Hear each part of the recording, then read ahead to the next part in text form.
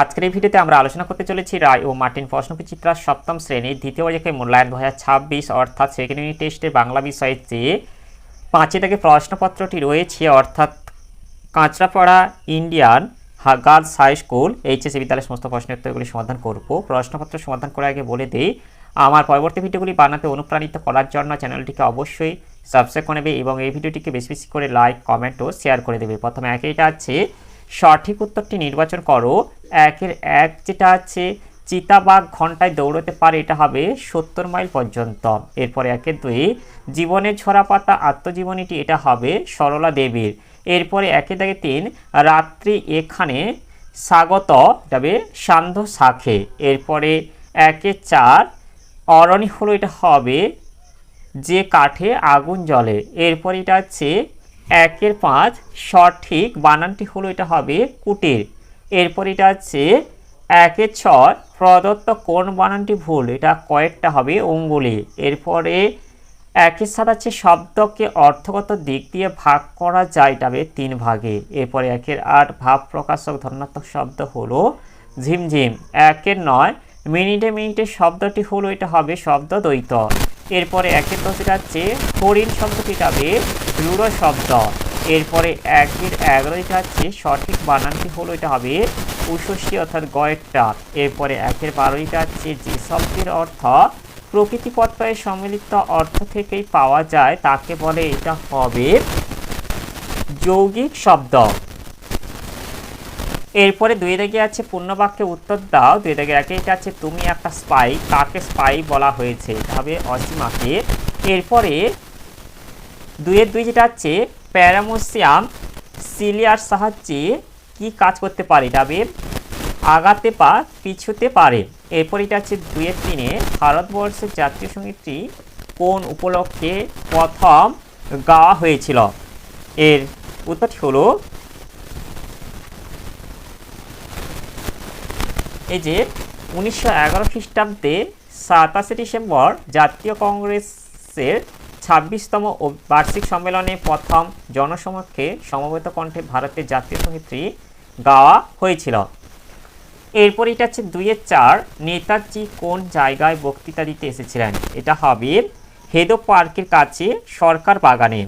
এরপরে 2-এর 5 যেটা আছে মেজদার থেকে ছেলেটি কিসের উত্তর জেনে নেবে, তবে ঝোলা গুড় কিসে দেয় সাবান না পটকায়। এরপরে 2-এর 6 এটা আছে স্মৃতিচিহ্ন কবিতাটি কার দ্বারা রচিত, এটা হবে কামিনী রায়ের দ্বারা রচিত। এরপরে 2-এর 7 যেটা আছে কোথায় জনমত গড়ে ওঠে, এর উত্তরটি হলো এই যে সন্ধ্যায় বুড়ো বটতলায় জনমত গড়ে ওঠে। এরপরে এটা আছে 2-এর 8 কালকে কবিতায় কিসের সঙ্গে তুলনা করা হয়েছে, এর উত্তরটি হলো এই যে কালকে কবিতায় সময়ের সঙ্গে তুলনা করা হয়েছে। এরপরে 2-এর 9 যেটা আছে গাছ ঘরে ঘুমের মধ্যে জেগে ওঠে সোনা কি দেখেছিল, এর উত্তরটি হলো এর উত্তরটি আমি বলে দিচ্ছি, তোমরা এটা খাতায় লিখে নেবে। তোমাদের মাকু বই থেকে এটা নেওয়া আছে। চোখ খুলেই সোনা দেখে সর্বনাশ হয়ে গেছে, সেফটি পিন দিয়ে ফ্রকের সঙ্গে আটা মাকুর জামাটা পরে আছে কিন্তু মাকু নেই। এরপরে যেটা আছে 2-এর 10 যেটা আছে সং পোস্ট অফিসে কেন যায়, এর উত্তরটি হলো এই যে সং লটারির টিকিট কিনেছিল, সে লটারি জিতেছে কিনা জানতেই রোজ পোস্ট অফিসে যায়। এরপরে যেটা আছে 2-এর 11 হোটেলওয়ালা টিকিটটা কোথায় রেখেছিল, এটা হবে কানে গুঁজে রেখেছিল। এরপরে 2-এর 12 এটা আছে জানোয়ারদের খেলা কোথায় দেখানো হয়, এটা হবে ঘাস জমিতে।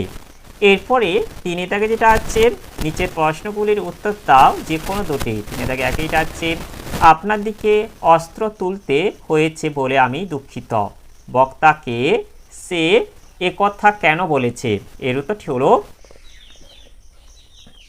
কবি সাহিত্যিক সুনীল গঙ্গোপাধ্যায়ের লেখা মেঘচোর গল্পে উদ্ধৃত অংশটির বক্তা কার্পণ্যা অসীমা। বৃষ্টিবিজ্ঞানী পুরন্দর চৌধুরী এমন এক ধাতব গোলক আবিষ্কার করেছিলেন যার এক স্থানের মেঘে চুরি করে অন্য দেশে নিয়ে যাওয়া সম্ভব। এই অশুভ আবিষ্কার করে তিনি কার্ভকে জব্দ করতে চেয়েছেন। এমনকি রাষ্ট্রসংঘের বিভিন্ন দেশ এ ব্যাপারে বিরুদ্ধে আইন করার কথা বলেছে। এ কারণে কার্ভকন্যা পরিচয় গোপন রেখে পুরন্দরের ভাইঝি সেজে জেনে নিয়েছে সংকট ধাতু দিয়ে তৈরি বিশেষ গোলকের কাহিনী। তারপর সুযোগ বুঝে ছোট্ট রিভলভার বের করে পৃথিবীর ক্ষতি রোধ করার জন্যই সে কথা বলেছে। এরপরে তিনে যেটা হচ্ছে জনগণমন গানটির রিহার্সাল হয়েছিল কার বাড়িতে কোন জায়গায়? তবে ডক্টর নীলরতন সরকারের বাড়িতে, আর জায়গাটা হচ্ছে হ্যারিসন রোডের বাড়িতে। এরপরে গানটিকে জাতীয় সঙ্গীত রূপে গ্রহণ করতে বিরোধিতা হয়েছিল কেন? এর উত্তরটি হলো, এই যে এখান থেকে বলে দেব, জনগণমনকে জাতীয় সঙ্গীত হিসেবে গ্রহণের প্রস্তাব উত্থাপিত হলে রবীন্দ্রনাথের বিরোধীগণ প্রচার করেন গানটি সম্রাট পঞ্চম জর্জের ভারতে আগমনকে উপলক্ষ করে রচিত। এই কারণে জাতীয় সঙ্গীত রূপে জনগণমন গানটিকে গ্রহণ করতে বিরোধিতা হয়েছিল। এরপরে তিনের তিন যেটা হচ্ছে ক্রমবিকাশের ইতিহাসে জানা যায় এ প্রসঙ্গে লেখক কোন তথ্যের অবতারণা করেছেন? সুন্দরের দৌড় কোন দিকে বলে পাঠ্যাংশে উল্লেখ করা হয়েছে? এটা হবে সুন্দরের দৌড় বিদ্যার দিকে। আর এর আগের প্রশ্নের উত্তরটি হলো, ক্রমবিকাশের ইতিহাস থেকে জানা যায় ঘোড়ার পূর্বপুরুষদের এখনকার ঘোড়ার মতো পায়ে খুর ছিল না, হাতে পায়ে 5টি করে আঙ্গুল ছিল। কিন্তু ক্রমবিকাশের পথে কালের পরিক্রমায় তা বা বিবর্তনের ধারায় ক্রমে আঙ্গুলগুলি অদৃশ্য হয়ে যায়, থেকে যায় কেবল মাঝের আঙ্গুলটি, যেটি খুরে পরিণত হয়েছে। এরপরে চারি দাগে যেটা আছে নিচের প্রশ্নগুলির উত্তর দাও যে কোনো দুটি। চারি দাগে একইটা আছে ঠাকুমা গল্প শোনায় যে নাতনিকে আলোচ্য অংশে কোন গল্পের কথা বলা হয়েছে? পরবর্তীতে দিশাহারা মানুষগুলি কিভাবে বিজয়ী হয়েছে তা আলোচনা করো। এর উত্তরটি হলো, চিরদিনের কবিতায় উল্লিখিত উক্তিটিতে ঠাকুমা তার নাতনিকে বিগত বছরের দুর্ভিক্ষের সময় কেমন করে মানুষ দিশাহারা হয়ে খাদ্যের সন্ধানে গ্রাম ছাড়া হয়েছিল সে কথা শোনান। প্রশ্নোক্ত উদ্ধৃতিতে এই গল্পের কথা বলা হয়েছে। এর পরের যে দৃশ্যটি কবিতায় মুখে বর্ণিত হয়েছে তা হলো গ্রাম ছেড়ে চলে যাওয়া সেই দিশাহারা মানুষগুলো পুনরায় গ্রামে ফিরে এসে নিজেদের কষ্টমুখরতার ছন্দে মেতে ওঠে। সকল পেশায় নিযুক্ত গ্রামবাসীরা তাদের নিজ নিজ কাজে মন দেয়। কৃষকেরা ক্ষেত ভরা ফসল ফলায়, কৃষক বধূ তার ঘোমটার আড়াল থেকে দেখে নেয় চারিদিকে সবুজ ফসল যেন সুবর্ণ যুগের আগমন বার্তা ঘোষণা করছে। অর্থাৎ আকালের বিভৎস সময়কে কাটিয়ে গ্রামের মানুষদের পুনরায় জেগে ওঠার দৃশ্য কবি এই কবিতায় তুলে ধরেছেন। এরপর এটা আছে চারের দাগে 2, কাল স্রোতে কাদের নাম ধুয়ে যায় সেই স্রোতে কাদের স্মৃতি গ্রাস করতে পারে না। এর উত্তরটি হলো, কালস্রোতে অহংকারী সাম্রাজ্যবাদীদের নাম ধুয়ে যায়, যারা ইট কাঠ পাথরের সৌধ তৈরি করে নিজেদের নাম অক্ষয় করতে চেয়েছিল। এরপরটা হচ্ছে কালস্রোতে মানব কল্যাণে নিবেদিত সেই সমস্ত মানুষগুলির স্মৃতি গ্রাস করতে পারে না যারা মানুষের হৃদয় সিংহাসন অধিকার করে আছে। এরপরে চারের দাগে 2, 3 যেটা আছে বলবে কি তোমরাও নোট বই পড়োনি? নোট বই পড়লে আর কি কি জানা যাবে? নোট বই কী ধরনের লেখাতে ভরা? নোট বই হচ্ছে কিলবিল লেখাতে ভরা। আর এর আগের প্রশ্নের উত্তরটি হলো, এই যে নোট বই পড়া থাকলে অনেক অদ্ভুত ধরনের প্রশ্নের উত্তর জানা যাবে, যেমন আমাদের পেটে কেন যন্ত্রণা হয়? জোয়ানের আরকে এত ঝাঁঝ কেন? তেজপাতায় কিসের তেজ? লঙ্কা ঝাল কেন? নাক ডাকে কেন? অরণি বলতে কি বোঝায়? ইত্যাদি। এরপরে 5 দাগে যেটা আছে নিচের প্রশ্নগুলির উত্তর নিজের ভাষায় লেখো যে কোনো দুটি। 5-এর 1 যেটা আছে হোটেলওয়ালার গাছঘরটি কেমন? সোনা ও টিয়া সেখানে কিভাবে রাত কাটায়? এর উত্তরটি হলো, গাছের গায়ে সিঁড়ির মতো খাঁচ কাটা 8-10টি ধাপ উঠলেই ডালপালার মধ্যে কাঠের তক্তা দিয়ে সুন্দর সুন্দর ঘর তৈরি করা হয়েছিল। বাতাস দিলেই বাতাসের তালে তালে সেই ঘর ও দুলতে থাকে। সেই ঘরে শুকনো পাতার উপর নীল চাদর বিছানো ছিল।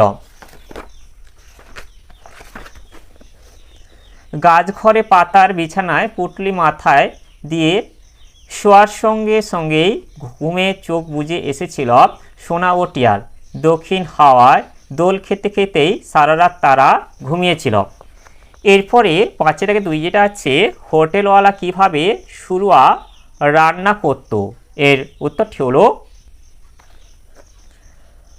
হোটেলওয়ালা শুরুয়া রান্নার একটা গোপন কায়দা ছিল, সেটা সে কাউকে জানতে দিত না। সে উনুনে শুরুয়ার ঢাকনা খুলে কাঠের হাতা দিয়ে নাড়তে নাড়তে তাতে নিজের দাড়ি গোঁফ ফেলে দিত। শুরুয়ার সঙ্গে সেই দাড়ি গোঁফও সেদ্ধ হয়ে যেত। তাতে শুরুয়া আরও ভালো ও সুস্বাদু হয়ে উঠত। কেবল সোনাটিয়াই একথা জানতে পেরেছিল। এরপরে 5-3 যেটা আছে, বাঘ ধরার ফাঁদটি কেমন দেখতে, এটি আসলে কি। এর উত্তরটি হলো, বাঘ ধরার ফাঁদ হলো অনেক দিনের পুরনো ফাঁদ। আগে যখন এখানে বসতি ছিল তখন গাঁয়ের লোকেরা এই ফাঁদ বানিয়েছিল। মাটিতে 2 মানুষ গভীর গর্ত খুঁড়ে তার উপর কাঠকুটো লতা পাতা দিয়ে ঢেকে রাখা হতো। বন্য পশু শস্য খেতে এসে ওই ফাঁদে অর্থাৎ গর্তে পড়ে যেত, উঠতে পারত না। আসলে ওই ফাঁদে বাঘ ধরা পড়তো না, বুনো শুয়োর ওই ফাঁদে ধরা পড়তো। এরপরে 6 দাগে যেটা আছে, নিম্নে প্রদত্ত যে কোনো একটি বিষয় অবলম্বনে প্রবন্ধ রচনা করো। 6 দাগে 1 আছে, পরিবেশ রক্ষা ছাত্র সমাজের ভূমিকা। এরপর যেটা হচ্ছে 6 দাগে 2, দৈনন্দিন জীবনে বিজ্ঞান। 6 দাগে 3 যেটা আছে, স্বামী বিবেকানন্দ। প্রথমে যেটা আছে পরিবেশ রক্ষায় ছাত্র সমাজের ভূমিকা, এই যে দেখে নাও, আমি আর একটি পড়ে দিচ্ছি না, তোমরা এটা ভালোভাবে দেখে নাও।